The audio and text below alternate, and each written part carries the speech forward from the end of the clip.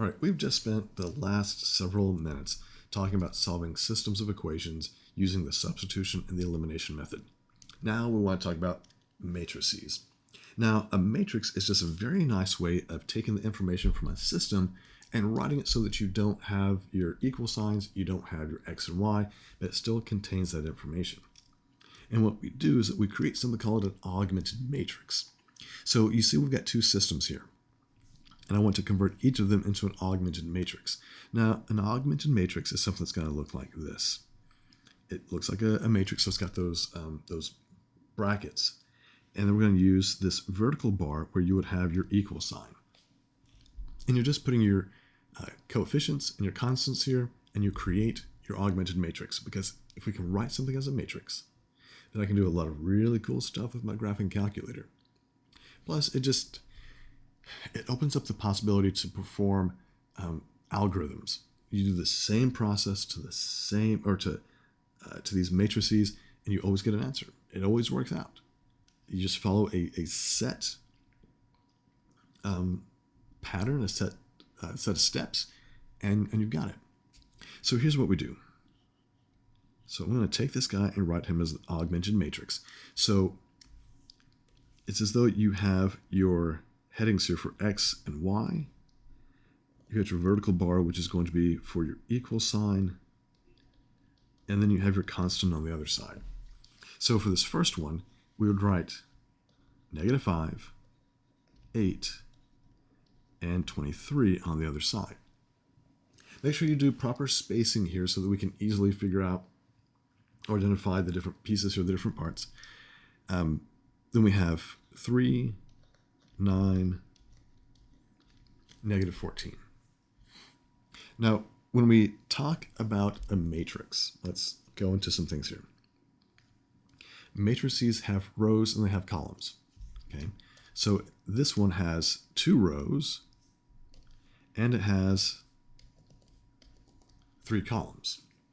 So if it's 2 rows and 3 columns, then the dimensions would be a 2 by 3 matrix. It's always going to be the number of rows by the number of columns. Rows and then columns. When we start talking about the elements that are inside these, they're called entries. So for something like this, this would be the entry in the first row and the first column. And then the entry in the first row and the second column. The entry in the first row, third column, and so on, right? So then down here we would say this would be a sub second row, first column. Second row, second column, second row, third column. So if we're trying to identify different entries, we would use those subscripts and we know what row and what column it comes from. Now, for this one down here, it's going to be a little bit different. You have 3 equations, you have 3 unknowns, x, y, and z. But you've got to make sure that you write things in the correct order. So that you do x, y, z, and then your constant. And of course, in between that is going to be your equal sign, and that's where you do the vertical bar. The first one's fairly simple. You have 2x, 4y, -7z, and equals 6. Easy peasy. The next one has 1x, 6y, and before you put a 5 under the z, pay attention to the fact that this is not z. That's the constant. So in the second equation, you have no z term. So you put a 0 in its place. But to find the constant term, you have to put it on the other side of the equation, so that would make that a -5.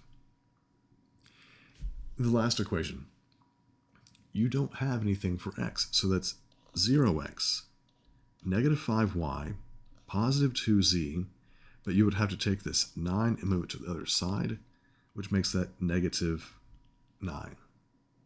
That would be your augmented matrix.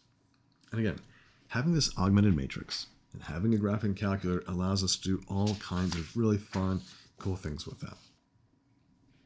Now let's turn the table, right? And let's write each augmented matrix as a system of equations. So going back to what we looked at on the last page, that's going to be for x, y, and that's going to be your constant.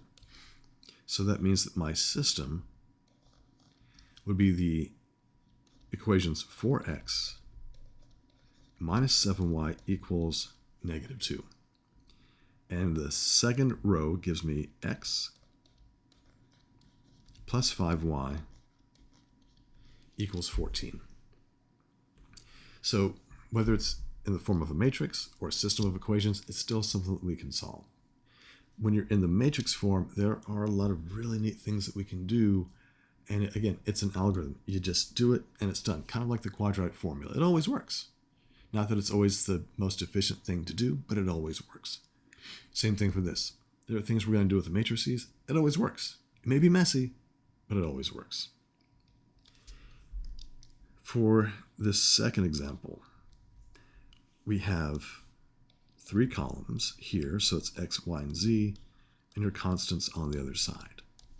So my system of equations would be 2x minus y minus 3z equals 7. Now, when we have 0 for the x, don't write 0x, just leave some space. Now, sometimes when I'm doing this in a document, it's hard to leave the space, so you might see it be kind of weird. But we're already going to leave the space here. So it's going to be 4y plus 7z equals 1. And then for the last one, 5x plus 8y minus 4z equals 11. That is just the way it is. There's not really much more to do with that. Now what we're going to see later is how we can apply the algorithms to come up with solutions to systems. So I sure hope that you are ready to go with adding, subtracting, and multiplying. Because if you are, you're going to be okay.